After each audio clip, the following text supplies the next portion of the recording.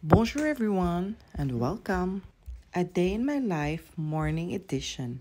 First thing first, ayusin muna natin ating mga sarili kasi mga content creator tayo. Nakidlatan na nga ako ng superpower at napakabilis kong kumilos. Char! Katabi ko si Bunso kagabi natulog at hindi ko naaayusin kay ate na bed kasi siya na ang gumagawa. Ito, aayusin ko na naman ang aking sarili kasi tatanggalin ko na naman ang aking night skincare routine. At papalitan ko ng pang morning.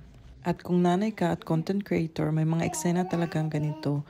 So, ito na nga sabihin ko sa inyo kung bakit siya nagpanty at hindi na siya nagpampers. Kasi nga, tinitrain ko na siya starting noong July. So, ito palang nilalagay ko sa mukha ay vitamin C and day cream. Yun lang, kasi hindi naman ako lalabas mamayang hapon pa. Hindi muna ako maglalagay ng sunblock at feeling dry na dry ako kaya nag-mist na ako.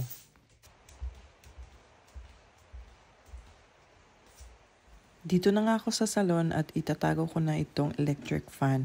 Dito si daddy kagabi natulog. Hindi kami nag-aaway pero di ko kaya yung electric fan be.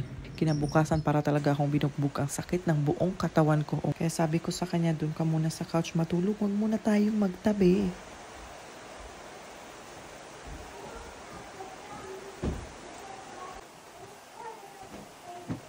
As you can see, ang dami kong tupiin nung Martes pa yan. So, pinagtumbok ko na para mamaya tutupin ko lahat. Sabi ko mag-breakfast muna kami kasi waiting na yung dalawa kong kids nandun sa playroom.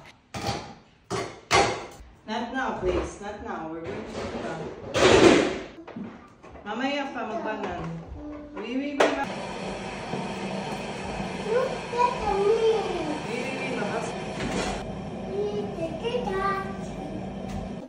Nagsunny side up na lang ako ng itlog at saka yung dalawang kalahati dyan ay ni-scramble ko para sa kanila.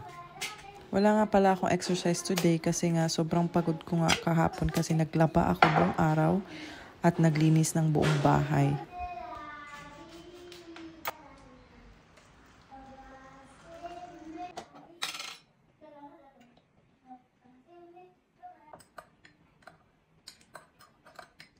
Ito talaga ang na-miss ko every morning, lalo na nung trabaho pa ako. Sabi ko, hindi ko na sila magawan ng breakfast, kundi si daddy na mag-aasikaso sa kanila. But ito, finally, bumalik na at dito na nga ako sa bahay. Every breakfast nila, lunch and dinner. Medyo nakakasawa din minsan, kaya yun talaga ang buhay nanay. Chichi! Tapos na kaming mag-breakfast at si ate naman ay tinawag ako. Gusto niya daw makipaglaro sa akin itong blocks. Alam mo tayo mga nanay, pagkapasok pa lang ay may dala na tayong sermon kung bakit makalat ang playroom nila. So ayan, naglinis nga siya konti at nagsimula na rin kami. Buti wala pa si Bunso.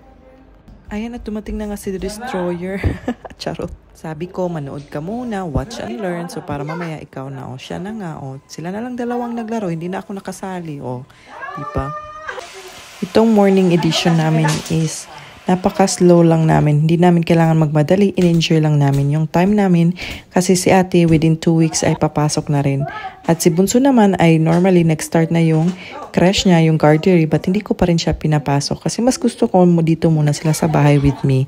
Tapos na ako makipaglaro sa mga kids at eto na nga, nakita nyo ang napakalaking bundok na tupiin ko. Kaya mga 10 years pa ako natapos dyan. Ciao!